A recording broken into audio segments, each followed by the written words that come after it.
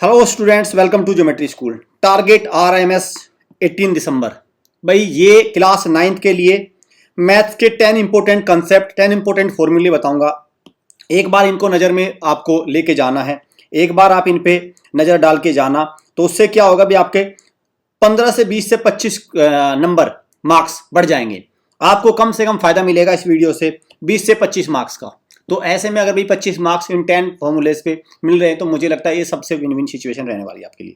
चलिए, 100% selection guarantee हम देते हैं। अगर आप सैनिक RMC RMS नवोदय की तैयारी करते हैं, आपके जो बच्चे 9th स्टैंडर्ड में हैं उनके यंगर सिस्टर्स ब्रदर्स होंगे, रिलेटिव्स होंगे, आप अपने उनको सजेस्ट करिए, अपने फ्रेंड्स को सजेस्ट करिए, अपने छोटे भाई बहनों को सजेस्ट करिए। आपको गारंटी सिलेक्शन की दी जाती है हमारे कोचिंग इंस्टीट्यूट से। चैनल को सब्सक्राइब, बेल आइकन पे क्लिक कर लीजिए, लाइक करिए, शेयर करिए वीडियो को। सारे वन स्टॉप सॉल्यूशन है भाई, आपका वन स्टॉप सॉल्यूशन है स्कूल एंट्रेंस टेस्ट। निश्चय बैच हमारा स्टार्ट हो गया है भाई, 1 जनवरी से क्लासेस स्टार्ट हो जाएंगे, अभी से एडमिशन हो रहे हैं। ये यूपी सैनिक स्कूल के लिए, ध्यान रखना, ये यूपी सैनिक स्कूल के लिए। और ये हमारा 25 किसके लिए? हमारा सफलता बैच RMS, कर्तव्य बैच सैनिक स्कूल और टारगेट बैच RIMC के लिए, जून के सेशन के लिए। अभी से एडमिशन चल रहे हैं और 1 जनवरी से इनमें सब में क्लास स्टार्ट हो जाएगी। ये हमारा रैंकर बैच है, 25 ऑनलाइन बैच है, घर से तैयारी होगी। आपको अपनी रजाई में, कंबल में बैठ के, अपने स्टडी रूम में बैठ के तैयारी करनी है, वहीं से सिलेक्शन हो जाएगा अगर आपने इसको सीरियस होकर अटेम्प्ट किया, पूरे कोर्स को देखा। अचीवर बैच है हमारा ये RMS नेक्स्ट ईयर के लिए। और ये हमारा टॉपर्स प्रो बैच है, ये किसके लिए? आपका सैनिक स्कूल के लिए। ऑनलाइन बैचेज है दोनों, अचीवर और टॉपर्स प्रो दोनों ऑनलाइन बैच है। चलिए भाई, देखो बच्चों, कंसेप्ट नंबर 1, ये क्या है? कंसेप्ट नंबर 1 2 से 3-4 मिनट में कंसेप्ट बताने में लूंगा, ठीक है? और फिर मैं आपको इसका क्या करूंगा, इसका 1-2 क्वेश्चन कराऊंगा और आगे बढ़ूंगा। तो इससे 3 से 4 क्वेश्चन आते हैं, 2 तो कम से कम मान के चलिए हर बार। और एक क्वेश्चन भैया आपका 3 मार्क्स का होता है। आपका कितने, सॉरी, एक नंबर का ही होता है इसमें तो, ठीक है? तो 1 मार्क्स का 50 क्वेश्चन हो तो 3 से 4 नंबर आप इसमें मान के चलिए, ठीक है? तो रेगुलर पॉलीगन क्या होता है? देखो, कोई भी क्लोज फिगर जिसमें ऑल साइड इक्वल होती है, जैसे ये क्या है? इक्विलेटरल ट्राइंगल है तो एक रेगुलर पॉलीगन है। ये क्या है? स्क्वायर है, एक रेगुलर पॉलीगन है। रेक्टेंगल एक रेगुलर पॉलीगन है क्या? नहीं, सारी साइड इक्वल तो नहीं है, तो रेगुलर पॉलीगन नहीं हुआ। तो ये है, ये रेगुलर पॉलीगन है। क्या है? हेक्सागन है, हेक्सागन, ठीक है? ये क्या है? पेंटागन, रेगुलर पॉलीगन है, सारी साइड इक्वल है, ठीक? तो इनको बोलते हैं रेगुलर पॉलीगन। अब रेगुलर पॉलीगन में 2-3 कंसेप्ट होते हैं, exterior angle, interior angle, number of sides. बस एक पूछेगा आपसे एक्सटीरियर एंगल, ई लिख रहा हूं मैं, एक पूछेगा इंटीरियर एंगल और एक पूछेगा नंबर ऑफ साइड्स, ठीक? ये 2-3 तरह के क्वेश्चन इसमें से बनते हैं। क्लियर? यहां तक तो मुझे लगता है कोई दिक्कत आपको नहीं होनी चाहिए। तो बच्चों इसमें देखो होता क्या है, देखो भाई, अगर मैं देखो interior angle plus exterior angle, अगर मैं एक्सटीरियर एंगल, सॉरी इंटीरियर लिखा मैंने, आई से इंटीरियर और एक्सटीरियर एंगल दोनों का सम कितना होगा भाई? रेगुलर पॉलीगन में 180। पहला कॉन्सेप्ट क्लियर? तो sum of all exterior angle, sum of all, ठीक है, sum of all exterior angle, यहां पे लिख रहा हूं ऑल, ई से एक्सटीरियर कर रहा हूं, एक्सटीरियर एंगल कितना होगा भाई? 360। क्लियर? यहां तक तो कोई दिक्कत नहीं है। अगर मैं सम ऑफ ऑल लिख रहा हूं तो सम ऑफ ऑल को कैसे लिख सकता हूं मैं? n means number of side into each exterior angle equal to 360। तो ईच एक्सटीरियर एंगल कितना हो जाएगा? 360 अपॉन n। यहां तक कोई दिक्कत आपको नहीं होनी चाहिए। तो जब भी आपको sum of all exterior angle regular polygon में 360 हो जाएगा, ईच एक्सटीरियर एंगल की वैल्यू ये हो जाएगी, इंटीरियर एंगल और एक्सटीरियर एंगल ये हो जाएगा। तो इसमें अब देखो, अगर मैं इंटीरियर एंगल और ई की वैल्यू कितनी निकाली आपने? 360 अपॉन n इक्वल टू 180, ऐसे लिख रहा हूं।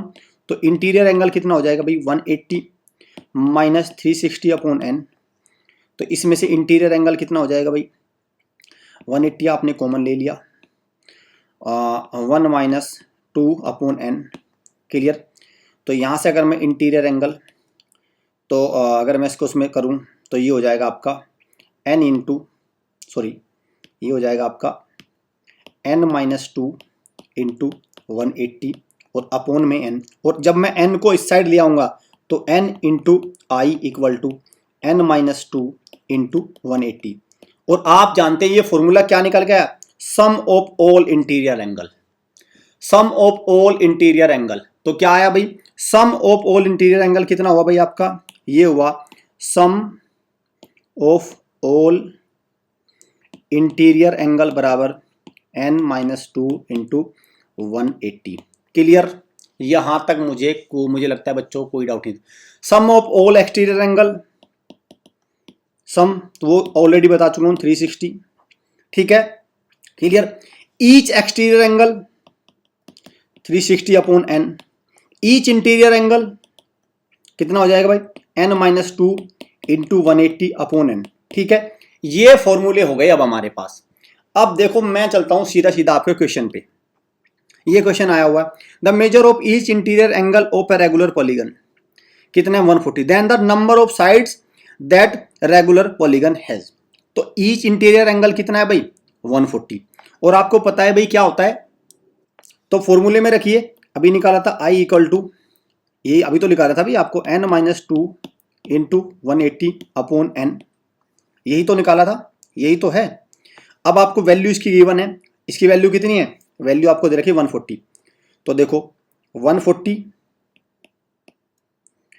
अंदर अंदर मल्टीप्लाई करेंगे, देखो n से तो n कैंसिल आउट हो जाएगा नीचे, तो भाई इसमें तो n से देखो यहाँ से तो कितना हो जाएगा, देखो 180 मैंने अंदर मल्टीप्लाई कर लिया, ठीक है 180 n अपॉन n, तो 180 रह गया, और यहाँ पे कितना रह गया भाई आपका 360 अपॉन n, ठीक, कोई दिक्कत नहीं होनी चाहिए अब तक। तो अब जब 140 को उधर लेके आएंगे तो 140 माइनस 180, तो कितना रह गया भाई यहाँ पे, इसको लिख लेता हूँ -40, ठीक है -40 रह गया, -40 इक्वल टू 360 अपॉन n। अब ये 40 इधर जाएगा और ये इधर आएगा, तो n की वैल्यू और माइनस से माइनस कैंसिल आउट हो जाएगा, तो n की वैल्यू कितनी आई 360 अपॉन 40, दैट इज 9। तो नैनोगन है वो, नैनोगन, ठीक है। इस तरह से आपको बच्चों इस फॉर्मूले, 3 फॉर्मूले मैंने आपको लिखवा दिए, तीनों फॉर्मूलों को आपको याद रखना है भाई। ये 3 फॉर्मूले, ईच इंटीरियर एंगल, सम का सम ऑफ ऑल इंटीरियर एंगल ये है, ईच इंटीरियर एंगल अपॉन में चला जाएगा ये वाला, सम ऑफ ऑल एक्सटीरियर एंगल ये है, ईच एक्सटीरियर एंगल ये हो जाएगा। बस इन फॉर्मूलों को याद रखना, आराम से 2-3 क्वेश्चंस आपके कंफर्म है, कंफर्म। ये फॉर्मूले आपको अच्छे से कंसेप्ट के साथ पता होने चाहिए, ठीक है। तो इसका आंसर क्या होगा, ये वाला। चलिए देखो ये रहा, 2 क्वेश्चन हो रहा है इस पे, sum of all interior angle of a polygon n side, तो क्या होता है भाई, ये हो गया बिल्कुल n-2 इंटू 180, मैंने अभी निकाल के बताया, सम तो ये होता है ना, तो क्या है n-2 इंटू 180, ए हो गया आपका राइट आंसर, ठीक है, ए आ गया।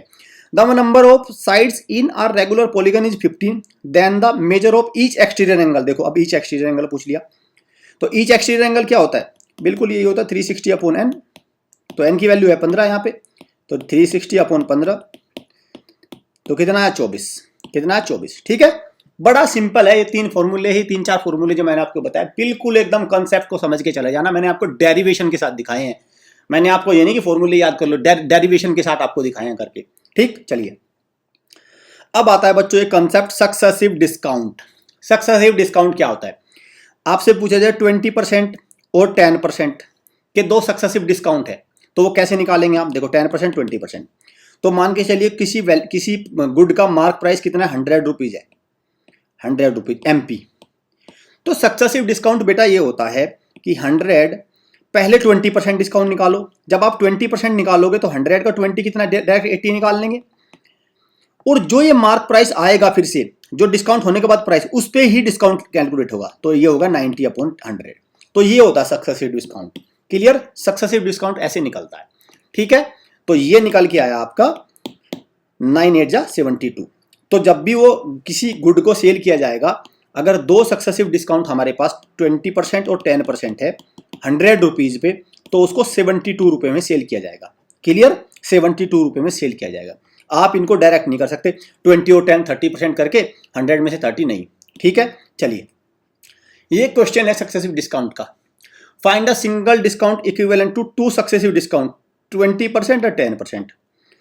तो देखो कैसे होता है इसमें भाई, तो कैसे निकालेंगे, देखो इसमें एक फॉर्मूला ये भी होता है बच्चों, A + B + AB अपॉन 100, ठीक है।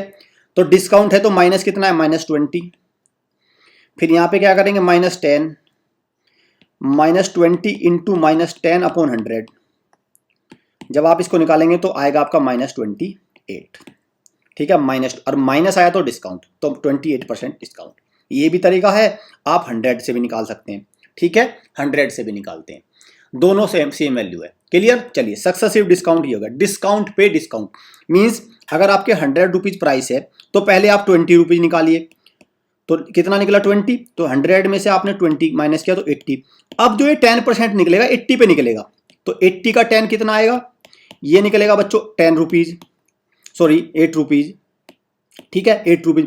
अब 80 में से आप क्या करेंगे, 8 माइनस करेंगे तो कितना 72, या 8 रुपीज़ डिस्काउंट ये हुआ और 20 ये हुआ, तो टोटल कितना हुआ 28। ठीक, चलिए इसको ध्यान रखना आप। अब आते हैं बच्चों ये वाले रोम्बस, ट्रेपेजियम और पैरेललोग्राम, इनके बात करेंगे एक एक की, इनका एरिया, इनका पेरीमीटर, इनके डायगोनल, ये तीनों देखेंगे। सबसे पहले लेते हैं रोम्बस को, सबसे पहले क्या लेते हैं, इसको लेते हैं रोम्बस को, ठीक है, रोम्बस को। रोम्बस में क्या क्वालिटी है, 4 साइड्स क्या होती हैं, साइड्स होती हैं equal, same as square. Sides क्या होती हैं, दूसरा पैरेलल, ठीक है, पैरेलल होती है, ठीक है। दूसरा पॉइंट नंबर 2, डायगोनल्स क्या होते हैं,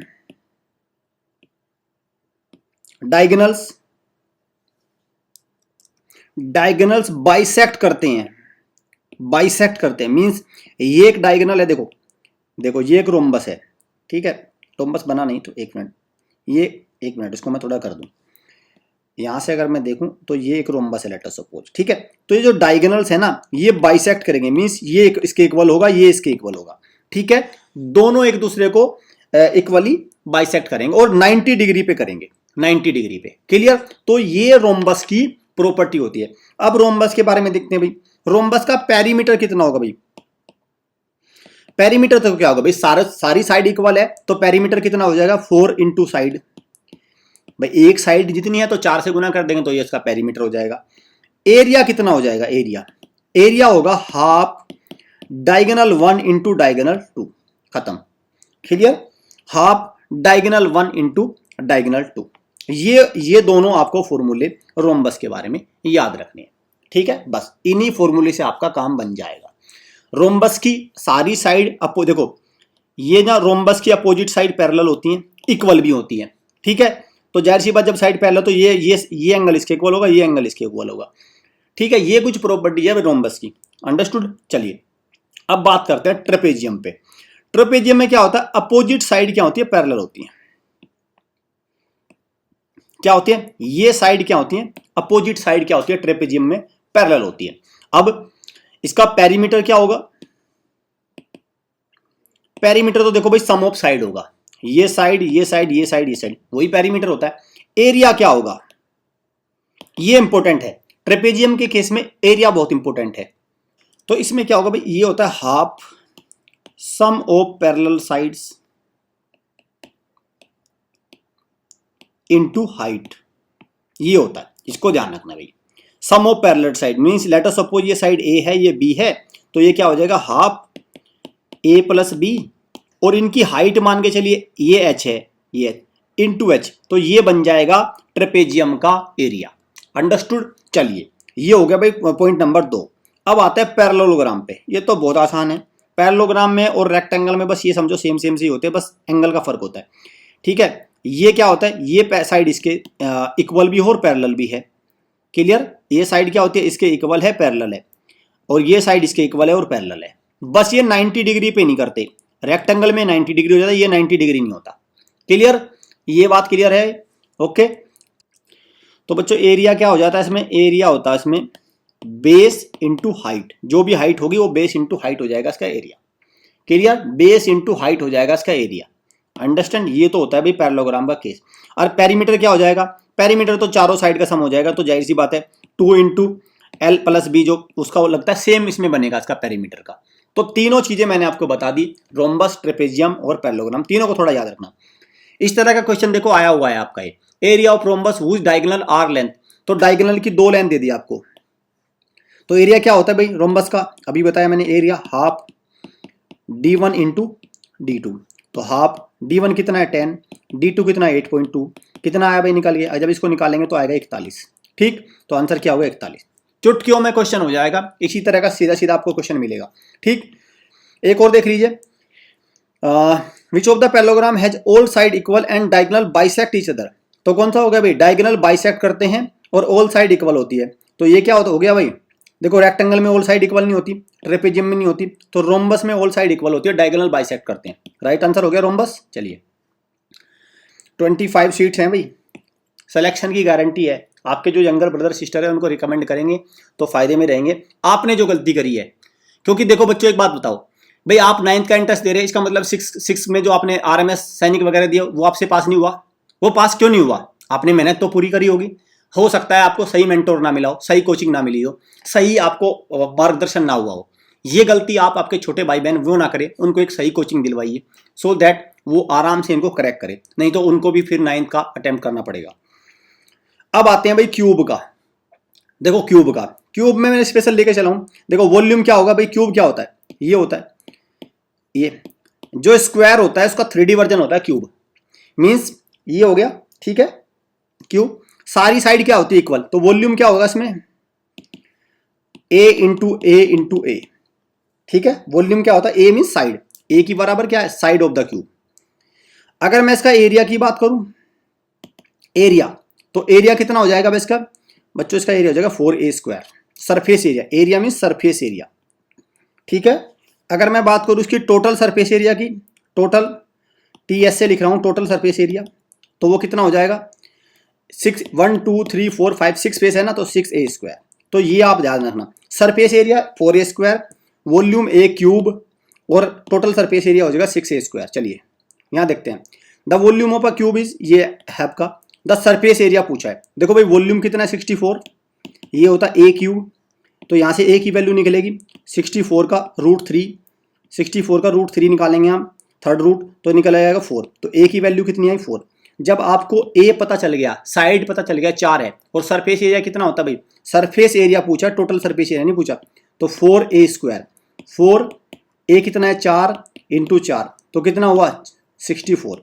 तो सरफेस एरिया भी क्या है 64। ठीक है, अगर पूछता है कि टोटल सरफेस एरिया कितना है, तो ये होता है 6a²।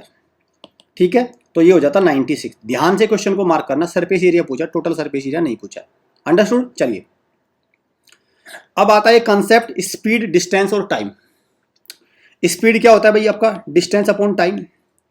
अब यहां से time equal to distance upon speed, और स्पीड इक्वल टू कितना, सॉरी टाइम कितना हो जाएगा और डिस्टेंस कितना हो जाएगा, डिस्टेंस हो जाएगा आपका टाइम इंटू स्पीड। तो ये तीनों यहाँ से निकल जाएंगे। साथ में ध्यान रखना, किलोमीटर पर आवर को मीटर पर सेकंड में कैसे बदलेंगे, किलोमीटर पर आवर को मीटर पर सेकंड में कैसे बदलेंगे भाई, आपको क्या करना है 5/18 से मल्टीप्लाई करना है, 5/18 से मल्टीप्लाई करना है। मीटर पर सेकंड को किलोमीटर पर आवर में कैसे बदलेंगे, 18/5 से मल्टीप्लाई करना है, इसको ध्यान रखना। अंडरस्टूड। साथ में अगर मैं बात करूं, एक कंसेप्ट होता है आपका ट्रेन का। जब भी कोई ट्रेन पोल को पास करेगी तो डिस्टेंस कितना ट्रेवल करेगी, जो ट्रेन की लेंथ होगी। ठीक है, जब भी कोई ट्रेन पोल को, मैन को पास करेगी तो वो कितना डिस्टेंस ट्रेवल करेगी, जो उस ट्रेन की लेंथ होगी। अंडरस्टूड। चलिए यहां पे क्वेश्चन देखते हैं। अ लोडेड ट्रक ट्रेवल्स 40 किलोमीटर इन 25 मिनट्स। यहां पे किलोमीटर है, यहां पे मिनट्स है। If the speed of the speed remains the same, the distance cover by in 5 hours. देखो भाई यूनिटरी मेथड का 25 आवर्स में कितना जाता है 14, 25 मिनट्स में 14 जाता है। ठीक है, 1 मिनट में कितना जाएगा अपॉन 25, तो 5 आवर्स में कितने मिनट होते हैं 5 इंटू 60 कर लिया मैंने, बस खत्म हो गया, क्वेश्चन खत्म हो चुका है। 5 5 12 168। ठीक है, सीधा सीधा आप यूनिटरी मेथड से भी, और नहीं तो आप वैसे भी निकाल सकते हैं स्पीड के हिसाब से, दोनों ठीक है। चलिए एक चल रहा है भाई पॉलिनोमियल का डिवीजन और सब्ट्रैक्शन, लेकिन मैं आपको सिर्फ सब्ट्रैक्शन कराऊंगा। देखो पॉलिनोमियल में क्या होता है, जैसे आपसे मैं कहने लगूँ 4x² माइनस वाई, तो इसका आंसर क्या आएगा, इसका आएगा यही same answer 4x² minus Y. आपसे कहने लगूँ मैं 4x³ माइनस 3x², तो बच्चे क्या कर देते हैं 4x³ में 3 करें तो 1x² कर देंगे। नहीं, पॉलिनोमियल का सब्ट्रैक्शन तभी होगा जब पावर सेम होंगी, जब पावर सेम होंगी और आपका वेरिएबल सेम होगा। आप x में से y नहीं घटा सकते, आप x की 4 में से x की 3 नहीं माइनस कर सकते, x की 4 मैंने 4x की 4 और माइनस 2x की 4, अब पावर सेम है तो आप सीधा जैसे नंबर को घटाते हैं, 4x 4 में से 2x 4 गए तो 2x 4 रह गए, सीधा नंबर की तरह उनको घटा सकते हैं। क्लियर, पावर सेम होनी चाहिए। चलिए क्वेश्चन देखते हैं। ये क्वेश्चन है भाई, देखो 4pq plus 3q square minus 4pq minus 3q square. तो कैसे करेंगे, देखो एक फॉर्मूला बन गया बच्चों, ए स्क्वायर माइनस बी स्क्वायर। ये बहुत इंपॉर्टेंट फॉर्मूला है, ए स्क्वायर माइनस बी। ये क्या होता है, ए माइनस बी और ए प्लस बी, ये फॉर्मूला होता है भाई, इसको ध्यान रखना। ठीक है, अब इस वाले में सेम हम ऊपर वाले में यही लगाएंगे। ये पूरी वैल्यू ए है, ये बी है, तो एक बार माइनस कर दीजिए, एक बार ऐड कर दीजिए। तो 4pq प्लस 3q, इसको ए माना पूरा, इसमें ये ऐड कर दीजिए, प्लस 3pq माइनस 3q, एक बार ऐड कर दिया, यहाँ पे ऐड कर दिया मैंने, और यहाँ ब्रैकेट, और एक बार माइनस। ठीक है, तो 4pq प्लस 3q माइनस, जब माइनस करेंगे तो माइनस 4pq, और माइनस ऑलरेडी है तो प्लस 3q, और बंद कर दिया। ठीक है, अब देखो 4pq यहाँ पे है और 3pq यहाँ पे है, दोनों सेम हो गए ना, तो ऐड कर दो 7pq। 3q यहाँ पे और 3q यहाँ पे है, तो क्या हो जाएंगे, कट जाएंगे, 3q माइनस 3q 0 हो जाएगा। ठीक, तो यहाँ ये रह गया। अब मल्टीप्लाई 4pq माइनस 4pq, दोनों कटेंगे, 3q प्लस 3q कितना हो गया, 6q। ठीक है, 6q। अब और क्या हो गया इसका भाई, 6 से 7 में मल्टीप्लाई करेंगे तो 42, और p की q में मल्टीप्लाई करेंगे तो p q square, 42 p q square कहाँ पे है भाई, तो आ गया नन ऑफ दीज, कोई आंसर नहीं है भाई, नहीं इसमें 42, तो आ गया आपका खत्म। ठीक है, तो इस तरह से आपको याद रखना है भाई। देखो 48 कर दिया इन्होंने, गलत हो जाता है, बच्चा सोचता है कि नहीं नन ऑफ दीज नहीं, यही होगा, 48 आ गया, पी क्यू स्क्वायर आ गया। ठीक है, ये हो गया। क्वेश्चन बहुत आ रहे हैं, प्रोबेबिलिटी, डाइस, प्रोबेबिलिटी के क्वेश्चन बनेंगे भाई, डाइस, कोइन और कार्ड्स। ठीक है, तीनों को ध्यान रखना। देखो जब आप एक डाइस को, आप डाइस में क्या होता है, 1 2 3 4 5 और 6, तो एक डाइस को जब टॉस करेंगे तो टोटल आउटकम कितना होंगे, टोटल आउटकम वो होंगे 6। ठीक है, टोटल आउटकम क्या होंगे, 6 होंगे। दो डाइस को करेंगे तो टोटल आउटकम कितने होंगे, 36, बस ये ध्यान रखना। ठीक है, दो को करेंगे तो टोटल आउटकम होंगे 36। अब बस कोइन के केस में एक कोइन को टॉस करेंगे तो कितने आउटकम होंगे, दो को करेंगे तो कितने होंगे, 4। कार्ड्स में क्या होता है, 52 कार्ड्स होते हैं। अब प्रोबेबिलिटी होती क्या है, favourable cases upon total cases. Favourable cases समझिए, अगर आपने कोइन को टॉस किया और आपसे पूछा कि हेड आने की प्रोबेबिलिटी क्या है, तो हेड कितने हैं, 1, और टोटल कितनी है भाई, टोटल केस 2, तो 1/2। इस तरह से आप प्रोबेबिलिटी निकालेंगे। क्वेश्चन पे ध्यान देते हैं। अ डाइस इज थ्रोन 2 टाइम, 2 बार करा गया ना, 2 बार, मैक्सिमम 2 बार आएगा आपके उसमें। ठीक है, तो टोटल केस कितने होंगे, 36, नीचे 36 लिख दो। And sum of numbers appearing on the dice are noted, तो नंबर को नोट कर लिया। The number of possible outcome, तो बच्चों कितने पॉसिबल आउटकम टोटली पूछा इन्होंने पूछा कितने आउटकम हो सकते हैं, कि एक डाइस को 2 बार उछाला गया, तो 2 टाइम्स है, तो टोटल आउटकम कितने हो जाएंगे, 36। क्यों, देखो एक डाइस को उछाला गया, पहले एक आ गया, ठीक है, फिर एक के साथ क्या क्या आ सकता है, एक के साथ एक के साथ 2, एक के साथ 3, एक के साथ 4, एक के साथ 5, एक के साथ 6, ऐसे 2 के साथ 1, 2 के साथ, ऐसे टोटल कितने बन जाएंगे, 36 बन जाएंगे। ठीक, चलिए।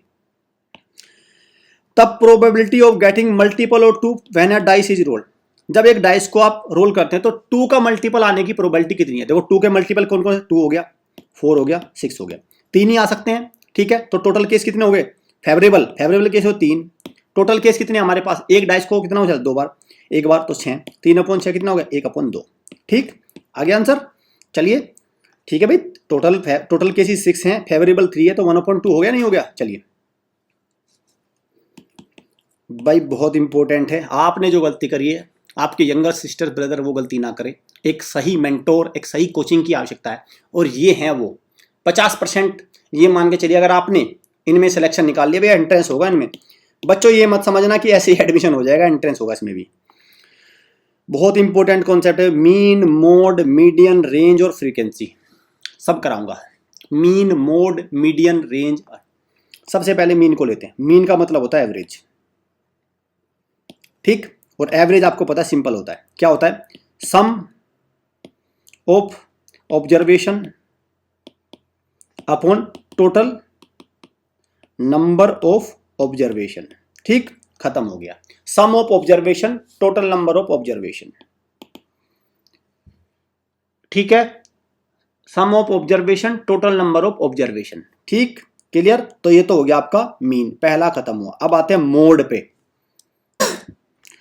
तो बच्चों मोड में कैसे करेंगे, देखो मैं लिख रहा हूं भाई 4-5 लिख रहा हूं, जैसे 2 3 4 6 2 3 2, ये मैंने डाटा लगा और उसमें पूछा इसका मोड क्या होगा। तो सबसे पहले देखो कौन सा नंबर सबसे ज्यादा बार आया। अगर मैं देखूं तो यहां से 2 एक बार, 2 एक बार और 2 एक बार, 2 एक ऐसा है जो 3 बार आया, तो इसका मोड क्या हुआ, 2। तो जो नंबर मैक्सिमम टाइम रिपीट हुआ है वो क्या हो जाएगा, मोड। अब आता है आपका मीडियन। देखो 6 3 7 9 2 8 ये है, इसका मुझे मीडियन निकालना है। तो क्या करो भाई, इनको क्या करो, इनको आपको क्या करना है, इसको असेंडिंग ऑर्डर में लिखो। 2 पहले आया, 3 पहले आया, फिर 6, फिर 7, फिर 8 और फिर 9। ठीक है। अब क्या करो, देखो अब ये देखो 2 3 कितने हैं टोटल, टोटल है आपका 1 2 3 4 5 6।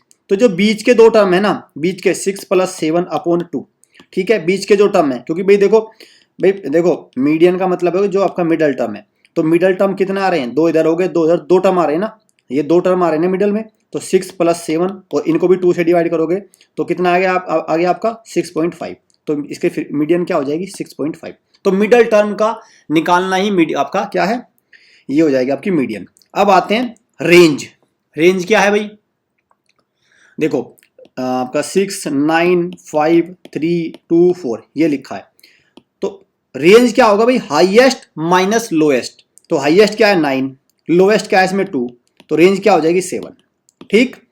फ्रीक्वेंसी लंबा टॉपिक हो जाता है, कोई एग्जांपल से देखेंगे, बट ये सारे इंपॉर्टेंट, आप इनको 4 को करोगे आपके एग्जाम में यही है। इनको देखते हैं एक बार,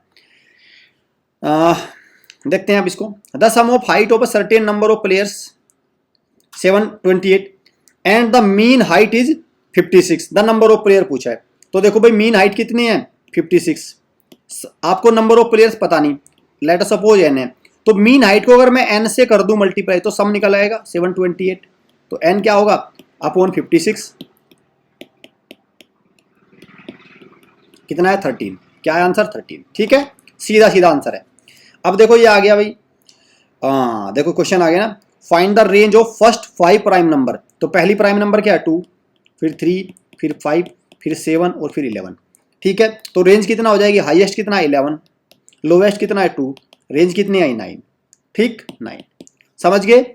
इसीलिए ध्यान रखना बच्चों, कोई दिक्कत नहीं है। जिस बच्चे ये आंसर तो किसने, ठीक है चलिए। फाइंड द मोड, हाँ देखो मोड आ गया, क्या दिक्कत है, कोई भी दिक्कत नहीं। ये देखो कौन सा नंबर सबसे ज्यादा बार रिपीट हुआ है, 5 देखो 5 यहाँ पे रिपीट हुआ है, 5 कितना है 1 टाइम, 3 कितनी बार 1 2 टाइम्स है, 7 एक बार, 6 2 टाइम्स है 1 और 2,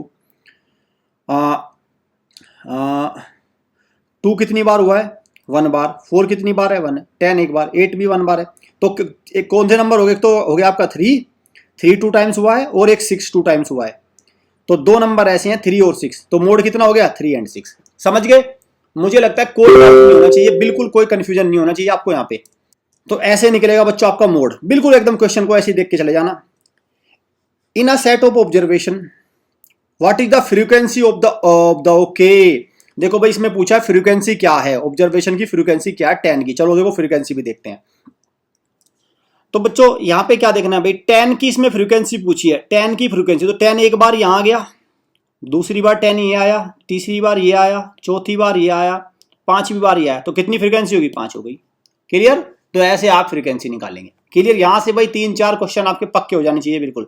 अब आते हैं कंपाउंड इंटरेस्ट।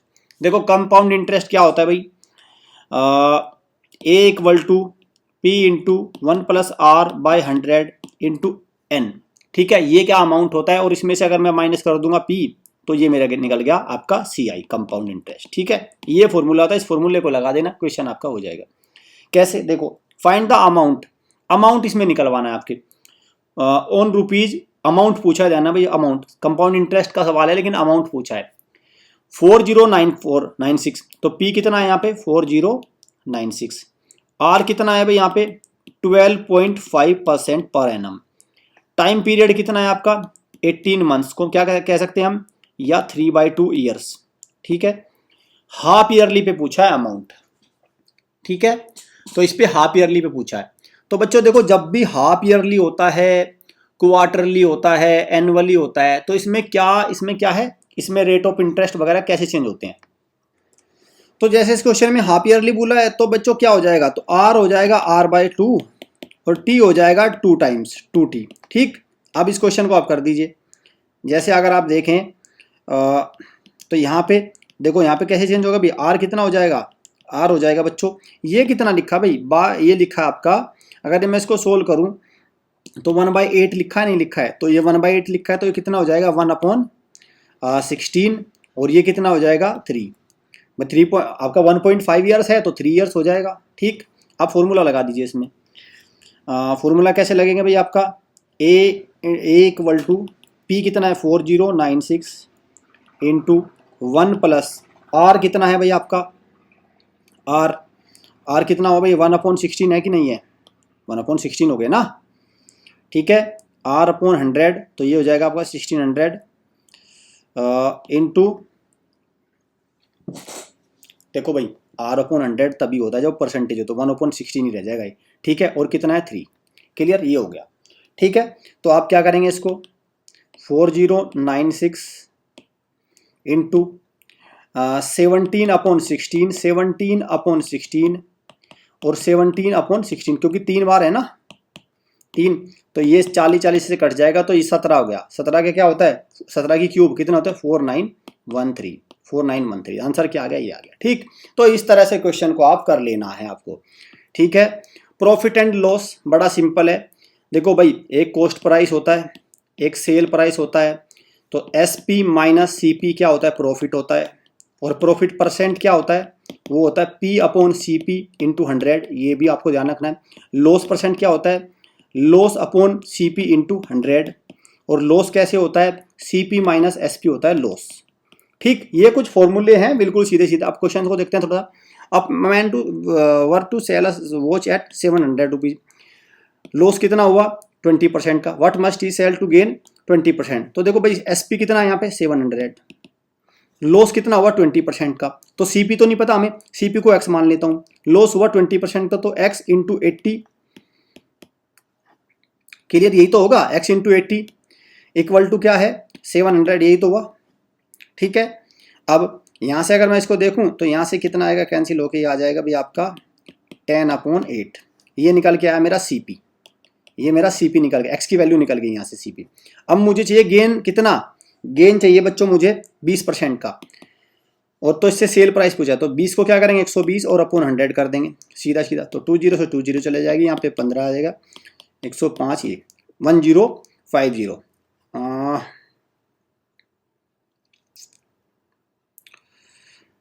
आपका कितना होना चाहिए, मेड अ मिस्टेक, क्योंकि इसमें तो कोई सा भी नहीं है। चलो एक बार दोबारा से देख लेते हैं इसको, लूज, तो दोबारा से देख लेते हैं भाई। देखो CP को आप क्या मानिए, CP को X मान लीजिए। ठीक है, 20% का लॉस है, तो कितना हो जाएगा भाई 20% का लॉस, तो 80 हो गया, यही तो होगा अपॉन 100। तो मुझे लगता है कि शायद इसने यहाँ 700 की जगह पता नहीं क्या है, जो भी है क्वेश्चन तो एग्जाम का ये। तो यहाँ से यहाँ पे X की वैल्यू कितनी निकल के आई 700 इंटू 100 अपॉन 80, यही निकला, ये CP निकला। अब उसको सेल किस रेट पे कराया जाएगी, तो 20% का प्रॉफिट हो, तो 20% का प्रॉफिट के लिए 120 करना पड़ेगा, नीचे 100 करना पड़ेगा, 100 से 100 कैंसिल हो जाएगा, 0 से 0 कैंसिल हो जाएगा,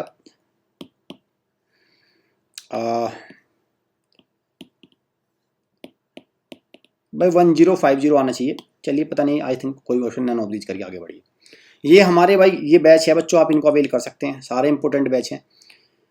मुझे लगता है कि बच्चों मैंने आपको बिल्कुल एकदम इंपॉर्टेंट से क्वेश्चंस कराए हैं। 10 के अराउंड ये टॉपिक है आपके, मैं कह रहा हूँ 10 से 12 क्वेश्चन आपके श्योर हो जाएंगे इसमें, श्योर 10 से 12 क्वेश्चन आपके कंफर्म है। इन नंबर पे कॉल करके आप सारी चीजें ले सकते हैं। वीडियो अच्छी लगे वीडियो को लाइक करिए, शेयर करिए, कमेंट करिए, कोई डाउट हो चैनल को सब्सक्राइब और बेल आइकन पे क्लिक जरूर कर लीजिए। ऑल द बेस्ट सभी बच्चों को, अच्छे से पेपर देना। पेपर निकल जाएगा तो गुड है, नहीं निकलेगा तो कोई टेंशन नहीं, एटलीस्ट आप एग्जाम सेंटर तक पहुंचे, ये भी अपने आप में बच्चों एक बहुत ही बड़ा अचीवमेंट है। बहुत सारे बच्चों ने तो फॉर्म ही नहीं भरा, लेकिन आप अपने आप को जज करते रहिए, मेहनत करते रहिए। All the best again, thank you students.